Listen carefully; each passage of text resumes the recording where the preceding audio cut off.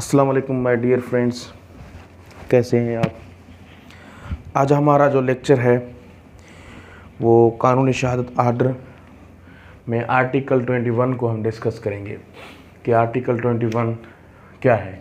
Basically we are still studying about the facts, relevancy of facts. Article 21 की अगर मैं heading पढ़ूँ तो वहाँ motive, preparation and previous or subsequent conduct, ये तीन चीज़ें हैं, मोटिव, प्रिपरेशन या conduct. Any fact is relevant, कोई भी फैक्ट वो रिलेवेंट है which shows or constitutes a motive और preparation of any fact in issue or relevant fact. कोई भी ऐसा फैक्ट जो किसी भी रिलेवेंट फैक्ट या फैक्ट इन इशू के मुतालिक किसी मोटिव या प्रिपरेशन को कॉन्स्टिट्यूट करे या उनको शो करे तो वो चीज़ रिलेवेंट है। हम डेफिनेशन पढ़ते हैं, उसके बाद जो है मोटिव क्या है, प्रिपरेशन की डेफिनेशन क्या है एंड कंडक्ट की एज पर लॉ क्या है, उसको हम बाद में डिस्कस करेंगे with the illustrations. The conduct of any party, the conduct of any party or of any agent, किसी भी पार्टी की कंडक्ट या किसी भी एजेंट की कंडक्ट टू एनी पार्टी, जो कि वो एजेंट जो किसी पार्टी की एजेंट हो, टू एनी सूट और proceeding in reference to such suit और proceeding or reference to any fact in issue therein or relevant thereto, and the conduct of any person an offense against whom is the subject of any proceeding is relevant if such conduct influences or is influenced by any fact in issue or relevant fact, and whether it was a previous or subsequent thereto। अब article 21 motive, preparation और conduct के बारे में बता रहा है कि अगर मोटिव, प्रिपरेशन या कंडक्ट के मुतल्लिक कोई भी जो फैक्ट इन इशू है या रिलेवेंट फैक्ट को कॉन्स्टिट्यूट किया जाए तो वो जो फैक्ट हैं वो मोटिव, प्रिपरेशन और कंडक्ट रेलेवेंट हैं। अब ये मोटिव, प्रिपरेशन, कंडक्ट किसी भी पार्टी की भी हो सकती है, किसी भी एजेंट जो कि पार्टी का हो उसके मुतल्लिक भी हो सकता है, किसी भी सूट में यानी सिविल सूट में, केसेस में, या किसी भी प्रोसीडिंग मतलब क्रिमिनल प्रोसीडिंग में ये चीज़ें रिलेवेंट हैं। अब मोटिव क्या है, अगर मोटिव की हम डेफिनेशन देखें तो motive means which moves a man to do a particular act, which moves a man to do a particular act।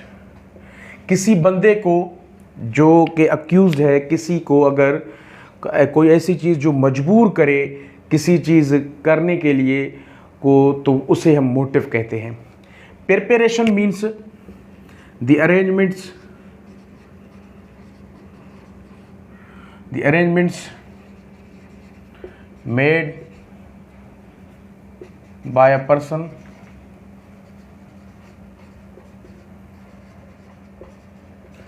for commission of an act। किसी एक्ट को कमिट करने के लिए जो प्रिपरेशन, जो अरेंजमेंट्स की जा रही हैं उनको हम प्रिपरेशन कहते हैं। और उसके बाद कंडक्ट।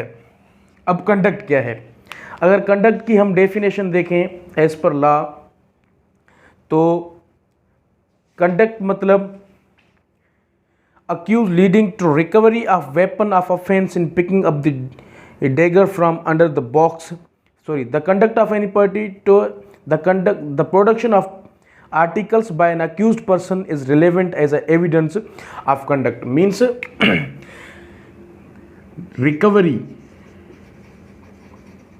रिकवरी और प्रोडक्शन, अगर किसी भी अक्यूज्ड से कोई रिकवरी की जाए या वो खुद प्रोड्यूस करे, रिकवरी और प्रोडक्शन ऑफ एनी आर्टिकल जिससे कोई गुनाह किया गया हो, of any article regarding the offense, it is the conduct.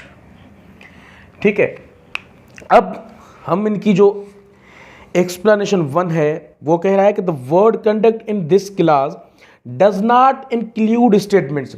मतलब जो conduct है वो किसी statement को हम conduct as a proof नहीं कर सकते. अगर कोई statement है तो उसे हम एज अ कंडक्ट नहीं कह सकते. आगे इसकी एक्सेप्शन इसी ही एक्सप्लेनेशन में दी गई. अनलेस, जब तक those statements accompany and explain acts other than the statement. मतलब अगर कोई स्टेटमेंट है तो हम उससे जनरली कोई कंडक्ट नहीं कह सकते कि भाई ये कंडक्ट है. Statements are not conduct according to the first explanation. But if these statements, if these conduct explain the acts alleged, तो वो हमारे जो हैं वो कंडक्ट कह सकते हैं हम इनको. एक्सप्लेनेशन 1 की अगर हम इलिस्ट्रेशन को पढ़ लें, इलिस्ट्रेशन नंबर जे एंड के, इलिस्ट्रेशन नंबर जे एंड के, explanation 1.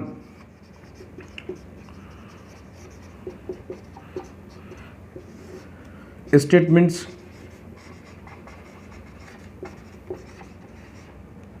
do not include, conduct does not include statements.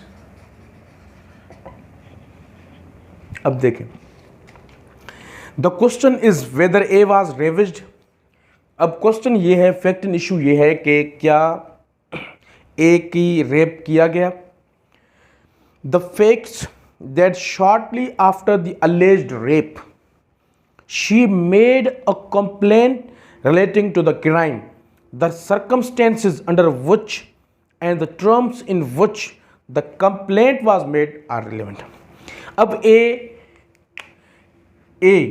एक लड़की है जिसकी रेप की गई, और जैसे ही उसकी रेप की गई तो रेप के बाद immediately she went to the police station and got lodged the complaint over there.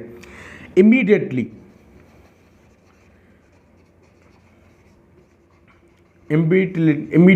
complaint was made by the complainant.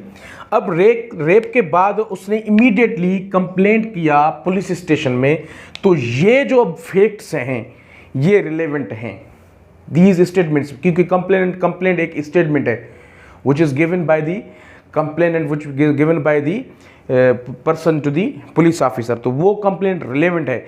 अगर इस चीज़ की जिक्र ये किसी और को करता मगर उसको सीक्रेट रखती अगर ये लड़की किसी पुलिस ऑफिसर को या इसके खिलाफ अगर कंप्लेंट ना करता, तो these statements were not considered as a conduct according to the explanation number 1.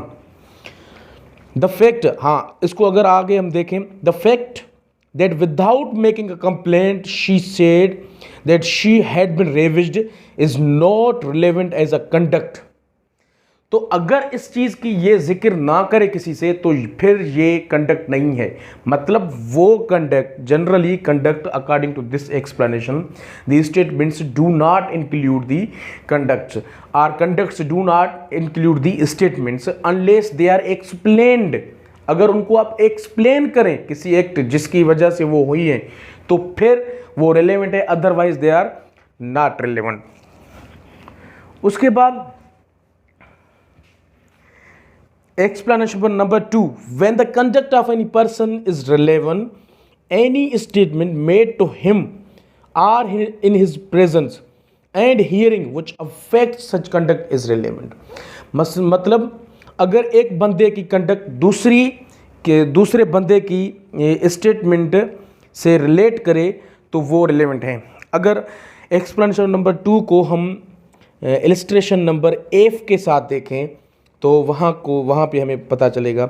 The facts that after B was robbed, the question is whether A robbed B. अब क्वेश्चन ये है कि क्या A ने B को रॉब किया. This is a question, this is a fact and issue before the court.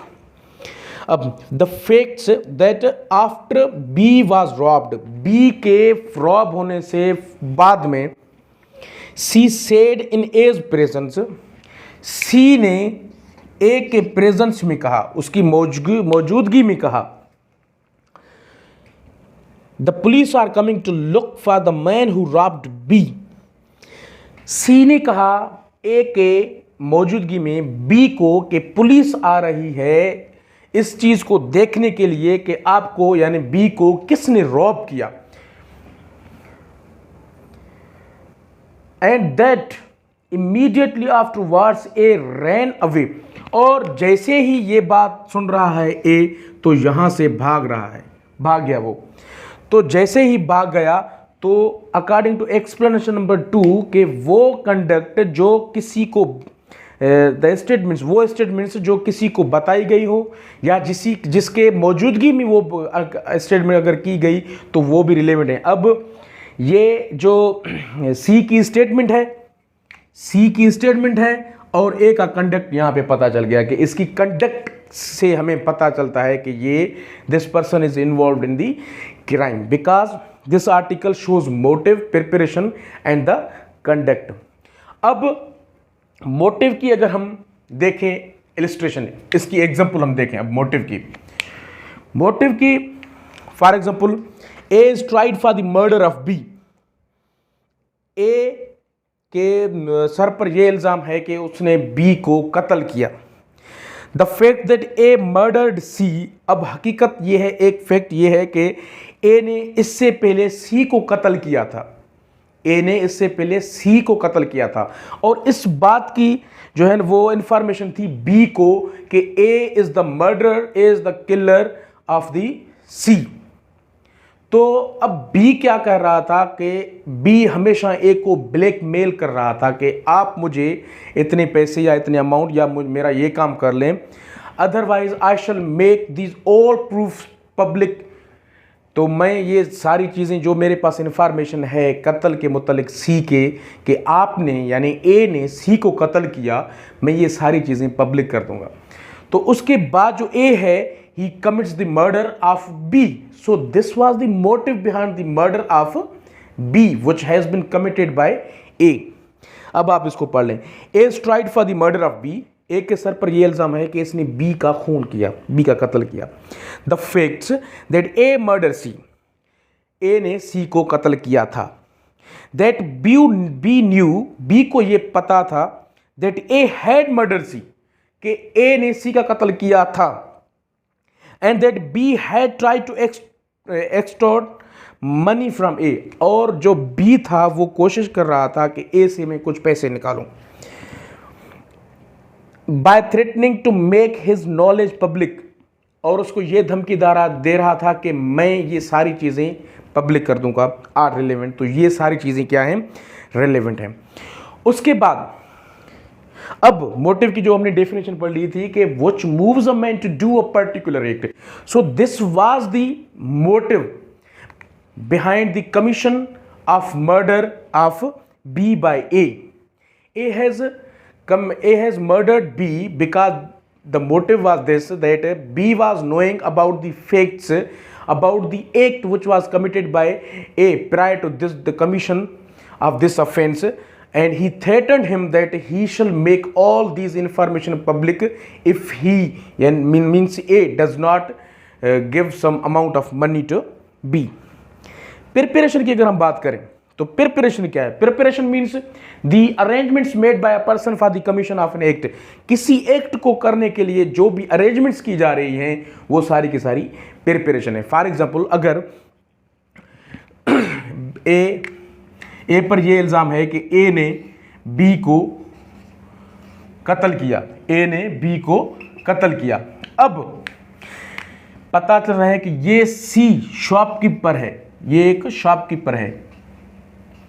ए ने क्या किया कि ए ने एक दिन पहले means before the murder of B A purchased a gun and some bullets.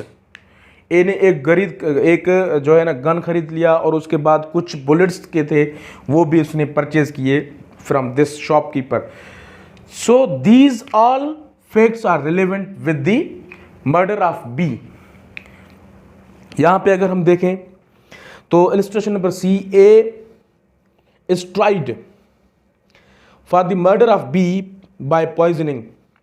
अब ए के सर पर यह इल्ज़ाम है कि ए ने कत्ल किया बी का, मगर उसे पॉइजन देकर, मतलब जहर पिलाकर बी को ए ने मारा. Before the death of B के मरने से पहले A procured poison similar to that which was administered to B is relevant.